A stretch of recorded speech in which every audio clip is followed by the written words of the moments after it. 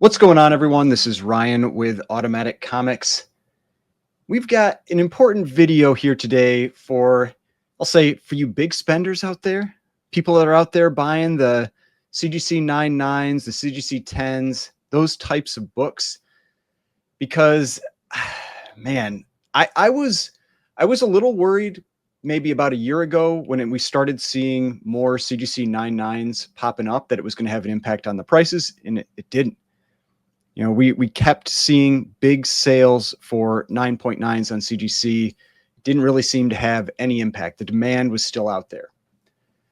Now I'm wondering what's going to happen that we've got PSA in the grading game putting out 10s, because we are seeing some 10s out there where you might not normally expect to see them. So we've got some books that we are going to talk about today, some 10s that I've seen, some very high dollar, potentially high dollar 10-0 books, and why I think if you are in the market for like CGC 99s, CGC 10s, PSA 10s, that kind of thing, be careful, because you could end up getting wrecked if you are the first people out there buying into these. Because I mean, I don't know, to me it's telling for what's to come. So the reason I decided to make this video is I've been thinking about it for a little bit, but I had somebody comment on my PSA sales video where they mentioned, like, have I seen the X-Men 266 10-0? And I hadn't. And so they pointed me to Dave with Comic Book Investments channel, and he was showing an X-Men 266 10 that is going to be in their upcoming PSA specific auction. And I think everybody knows that his dad is the head grader at PSA. From the video, it doesn't sound like this is his submission. I could be wrong, but it doesn't sound like this is his submission. It sounds like it's somebody else's book that they sent in to sell in their auction. So I don't know if that's that's exactly the case, but you know, I do think it's interesting that we're seeing a lot of these 10s popping up on with well-known people. So I think it's a coincidence, but you know, I think it's interesting. But here's this 10, okay? And the interesting thing here with the 10 in the X-Men 266 is that if we jump over to GPA, and we're going to go over to CGC's population report or census, or whatever you want to call it, and you can see that there was a 9.9 that sold back in 2015 for $3,000. I think a 9.9 might have sold on Comic Link relatively recently. Maybe in the last Comic Link auction. I'll have to check. I don't remember. But if we jump over to the census for this book, there are 0 10s. 16 9.9s, 0 10s. And now we've got a 10 from PSA. Now, the thing that has been that's concerning to me right now with this, and granted, I say concerning, but it's not really concerning to me because this isn't the area that I play in. You know, I don't buy these books. I've bid on a couple of them before, kind of as a lark, but I don't really have any desire to be in this area of comics. But I do like to talk about it because I think it's interesting. And so the interesting thing is that we don't have a census yet for PSA. And that's what should be very concerning for people that are getting into these high dollar books, because PSA has only been grading for what, like a month, maybe a little more than a month, and they've already got a 10 here. And when you look at CGC census, out of 27,000 books that they've been grading for 25 years, they have 16. A fraction of a percent. How many X-Men 266s are on the PSA census right now? And they already have a 10. 5? 10? 15? I mean, is it 10% of their census? Is it 50% of their census right now that is PSA 10? Like, that's the type of thing that should be very concerning. And we need to see that play out. And that's why I'm just saying, like, if you are in this market, be very, very careful right now what you spend for, whether it's on the CGC side for 9.9s and 10s, and especially on the PSA side for 10s. Because who knows, a year from now, are there going to be 100 PSA 10s? 50? 1,000? I mean, who knows? We have no idea, and we don't have visibility into it. That's the other important thing. If you look at the population reports that are on PSA's site, you do not have comics yet. So you can't see how many are out there. You have no idea. And so I'm just telling you, like, without that visibility, be careful. You know, because I know, like, everybody that I've heard, like, getting these 10s from PSA, they're talking about it like it's a CGC 10. And in this case, like, if say a CGC 9.9 would sell for 10,000 right now, are they thinking a PSA 10 is like a CGC 10 and it's the one of one, and, you know, that's a $50,000 book? I don't know. But if you buy that for $50,000 and a year from now, there's 100 more of them out there, you are going to be hurting. So I'm just telling you, be cautious. Now, I do want to caveat, and we're going to look at this with all these books, that I don't think PSA is doing anything wrong with their grading. It could very well be it's on the other side, where CGC has just been grading way too harshly for the last 25 years, because we know, like, Matt Nelson in his interview talked about this. You know, they talked about that they weren't necessarily giving these out, and that they're focusing on this more now. And so just, you know, be aware that this could be, you know, there could be a shift coming here. And the thing that makes these so valuable is the rarity. If you start having them pop up all the time, the demand is just not going to be there, and it's going to just crater those prices over time. But the thing I want to talk about, though, too, is just, like, I mean, let's look at this book. Like, tell me, is there any reason this shouldn't be a 10? You know, look at that top corner. It's super sharp. There's no bindery issues. Edges, sharp.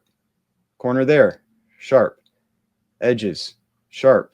Nothing on here so far, and I got to zoom out just a touch to see the bottom. Nothing that tells me, you know, look at that bottom, sharp. No spine ticks. There is a small miswrap, but we know that's allowed even in CGC and 10s. So I can't really hold that against them. There's no spine ticks. Like, this is from the staples. Like, that's not a spine tick. Then we go to the back cover. I mean, the back cover's tough because, you know, it's white, but you would be able to see maybe spine ticks. Like, I think that's just ink, but there's nothing, you know, there's nothing on here that makes me say, like, this shouldn't be a 10. So, I mean, there's nothing here on this book that says it shouldn't be a 10, so it's a 10. But does that mean, like, we're talking about percentages of books out there, that there are a bunch of these that were being given 9.8s at CGC that are going to get crossed over? I guarantee you, everybody that's got 9.8s out there at CGC, they're going to be watching these sales. And if these books get big numbers, they are going to be sending their books to cross over to make that attempt at a 10. Because you can pre-screen your crossovers. You can send it over there. You can say, I'm sending this for a 10, and they will evaluate it. And if they think it's a 10, they'll crack it out, and you'll get your 10. If they don't, they'll send it back. We saw that with 9.9 Newsstand Manu. He sent in a 9.9 of, what was it? Venom Lethal Protector #1, the foil, and they sent it back. They rejected it. It was a CBCS 9.9. They said it was not a 10.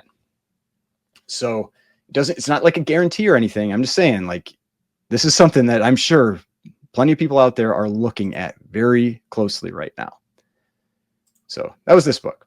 Now, the other reason I'm talking about this is just because, like I said, the demand for these 9.9s is still huge out there. If we look at the recent Comic Link auction, we had a 9.9 Fantastic 455 sell for $65,000. We had a 9.9 Amazing Spider-Man 194 First Black Cat sell for $37,000, $36,888. And we had a 9.9 Ultimate Fallout 4 sell for $31,000.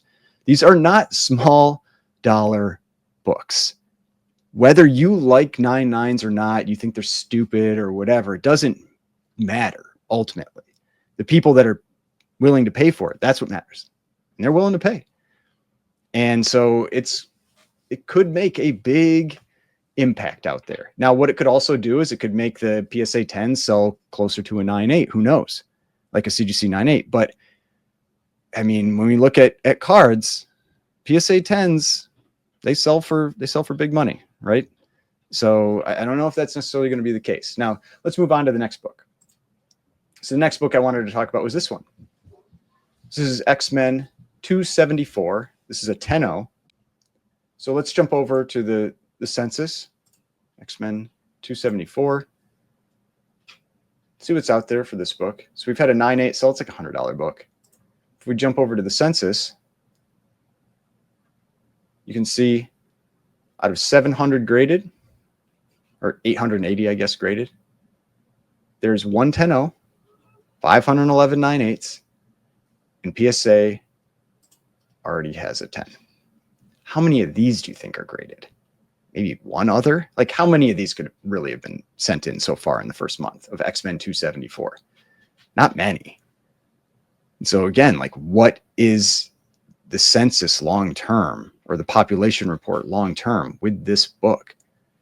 You know, if this one comes up for sale, I mean, granted, like maybe it sells for a couple grand or something like that, maybe a little more, but this is the same type of thing I'm talking about here. It's like these vintage books, like these are older books and they are getting 10s fairly quickly. But again, let's look at this one. I mean, sharp top corner, no bindery issues, nothing notable. I mean, edges look really sharp. Bottom corner looks really sharp. You know, bottom of the bottom of the book looks sharp, and the spine, no spine ticks. All right. I mean, like, to me, like, we'll go to the back cover. Same thing. This book, I see no reason why it doesn't deserve to get the 10 that it got. I mean, and we know, like, they're kind of grading, we think, like, as like 9.9/10. So, I mean, take it that way too, but same difference, right? Like, this book looks like it deserves to get the grade that it got. Now, this one we haven't seen with anybody out there. This was just posted on PSA's Instagram. Okay. So now let's move over to the next one. This was Manu, or 99 Newsstand. He sent in his Malibu Sun number 13 and got a 10. And this book, let's jump over to CGC. Malibu Sun 13, or GPA, and then I'm going to transition over to CGC. We don't have it. All right, do it this way.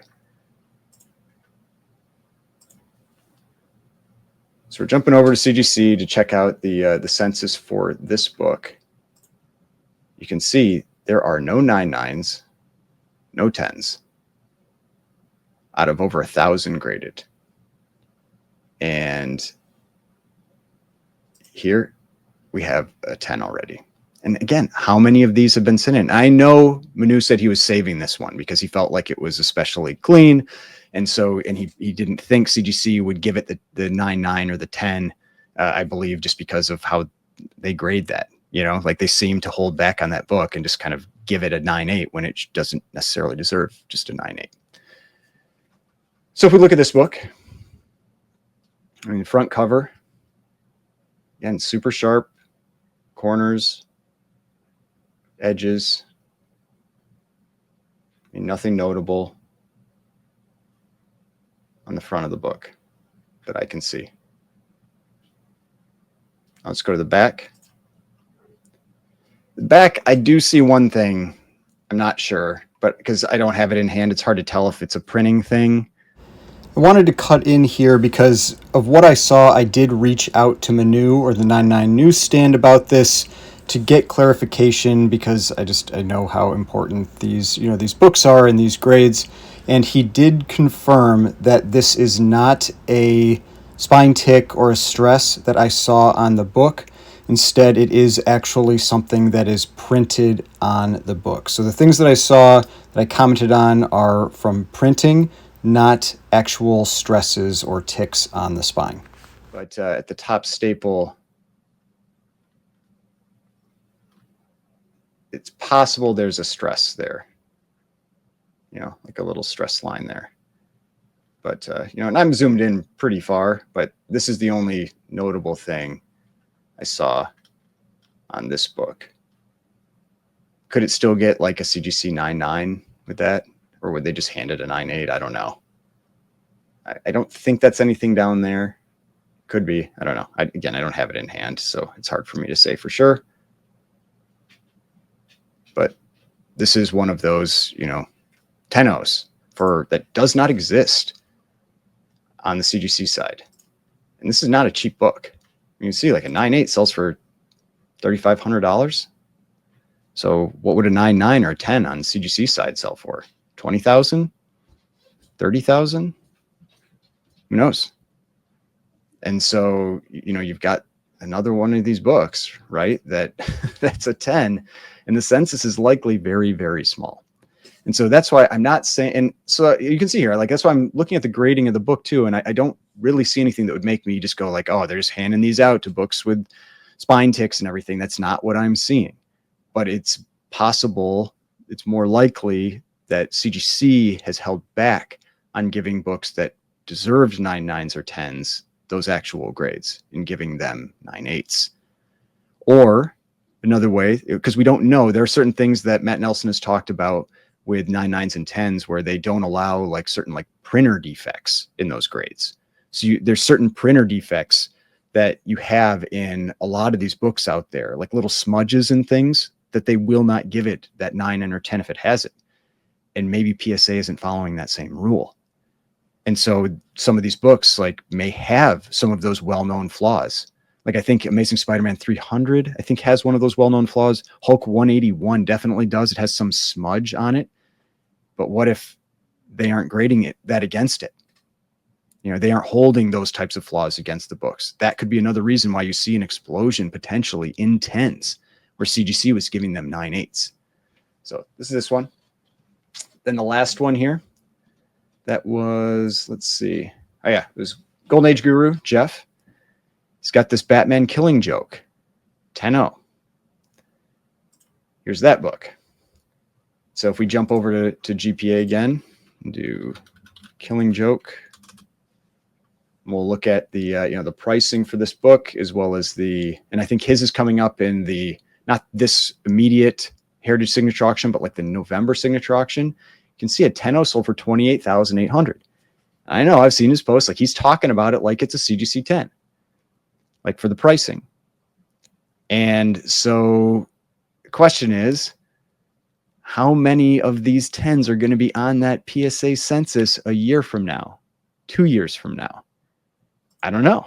I mean, maybe it's just, there are only a couple, but you can see CGC's got 14 of them out of 12,000 graded books. So roughly 1 in 1,000 gets a 10. And if you go to the 9.9s, you've got 69 of them, something like that, gets a 9.9 or a 10. And on the PSA side, we've already got a 10. And again, with this book, how many have they graded so far? 10, 15, if even, and there's already a 10. But I'll say it again, like, I looked close at this book. I don't see any reason why it shouldn't have gotten this grade. And again, unless there's one of those things that, like that CGC talks about with like little like printer defects or something like that. But when we go along this book, and it's a square bound, like that's why it's a little more common to have the 9.9s and 10s. I mean, I can't tell, like this edge maybe looks a little, I don't know if that's art or what, or if that's actually like some damage, but